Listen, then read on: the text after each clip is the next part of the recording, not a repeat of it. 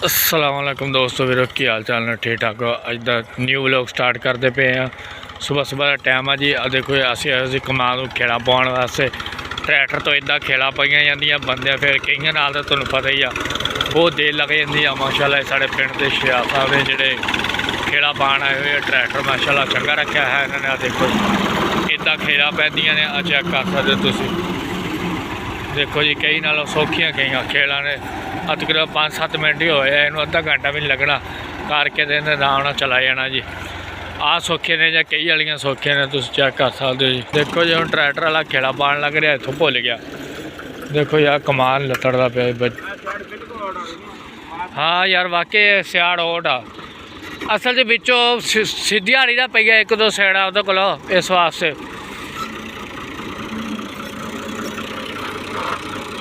बिच दी हैगा एक दो सियाड़ दा एक दो सियाड़ हैगा पुट्ठा सीधा या बिच तू कर सीधा अल्लाह मालिक है यार। सुबह सुबह का टाइम है जी। अल्लाह रखे खैर जी। अपने मरबे आए हुए हैं जी। अगर तुहानूं मेरा व्लॉग अच्छा लग्या करे पिंड वाले दोस्तों लाइक शेयर जरूर करके जाया करो सबसक्राइब करके जाया करो। सुन मैं दिखाना पाया खेड़ा किस तरह पैंदियां ने तो खेड़ा का सारा वजूहात अजे कर सकते। असीं पहले गोडी करती सी इहदी कमान दी अपने दी तो गोडी करके हुण मैं खेड़ा पवांदा पिया ट्रैक्टर दे कोलों चलदा पिया। बस यह मजबूरी हो जाती है बंदे नूं। होर अजकल नहीं तो पहले बाबे होंदे सी आप ही खेड़ा पाते सी। हुण तां तुहानूं पता ही मशीनरी दौर आ मिनट लाते अगले पा के हो जाते हैं जी।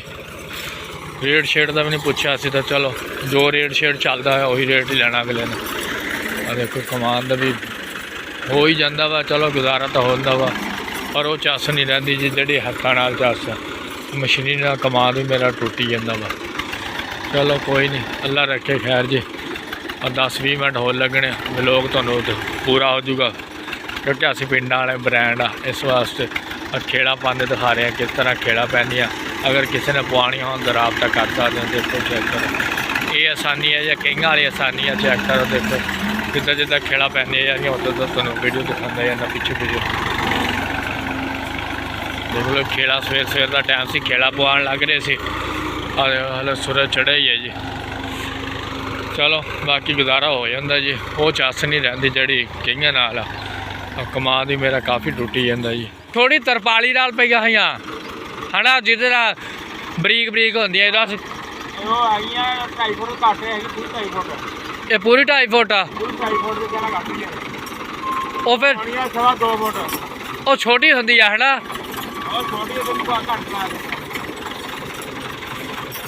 बस यार चलो गुजारा हो जाता वा।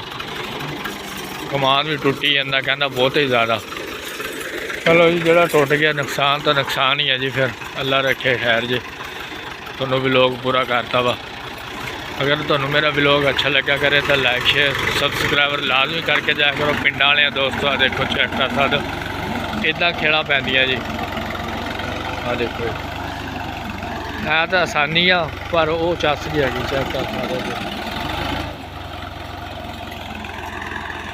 तकरीबन 20-25 मिनट व्लॉग एडा नहीं आप चलाते छोटे चलावांगे। खेड़ा पांदा पिया तो मैं पिछे पिछे वीडियो बनाता पिया वा ट्रैक्टर वाला कहना चेक कर लावांगा। चलो चेक कर लाँगे। अगर तुहानूं मेरा व्लॉग अच्छा लग्या करे लाइक शेयर ज़रूर करके जाया करो। आ खेड़ा चंगियां ने या दूसरियां खेड़ा चंगियां ने तुसीं ये भी दस सकते हो जी।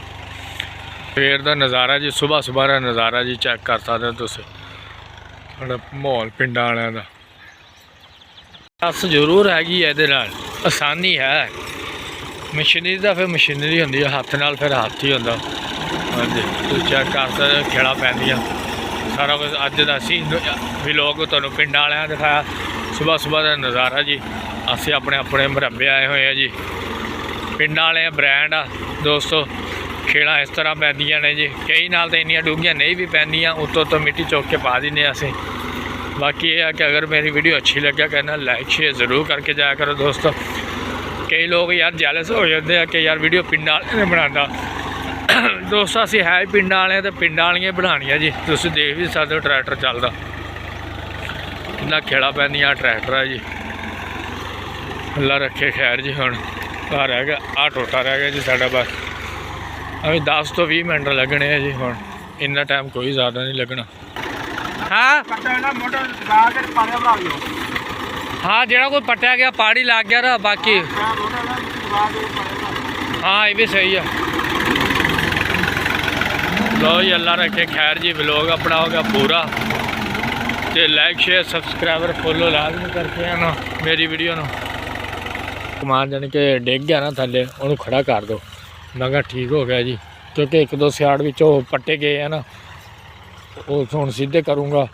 नाल उन्होंने मिट्टी लावांगे जी, मिट्टी ला के फिर अल्लाह रखे खैर जो पानी का वारा होया, पानी लग जूगा तो सारा सीधा पतला काम हो जूगा। कोई नहीं, गुजारा हो जूगा। अल्लाह रखे खैर जी। टाइम है नहीं सी, तुहानूं पता ही है, उतों कणकां दे दिहाड़े आ, कणकां वड्डी दियां ने, इस वास्ते वीडियो अच्छी लग्या करे लाइक शेयर ज़रूर करके जाया करो। चेक कर सकते हो कमान बड़ा गिरया हुआ सी। चलो बाकी माहौल पूरा बन गया वा, चलो गुजारा हो गया वा। कोई ने कहा जोड़ा कमान गिर गया ना, जानी कि दाब पूरी नहीं आ रही, साइड तो पट्टिया जा रहा, तुसी मिट्टी चढ़ा देना। मिट्टी चढ़ाती है। अल्लाह रखे खैर जी। लोग अजदा सुबह सुबह टाइम से शाम टाइम, फिर वह टाइम नहीं होंदा, अगले थ्रैशर चलानी होंदी है, कणकां दा टाइम है, तुहानूं पता ही है। इस वास्ते फिर असीं सुबह सुबह अज नज़ारा तुहानूं पिंड वालियां ने दिखाते। वैलकम हो गया सारिਆਂ ਦਾ, ਜਿਹੜੇ ਦੇ ਵੀਰ मेरा व्लॉग देखे। ਆਪਾਂ ਇੰਨਾ ਕੁ शॉट लैके तो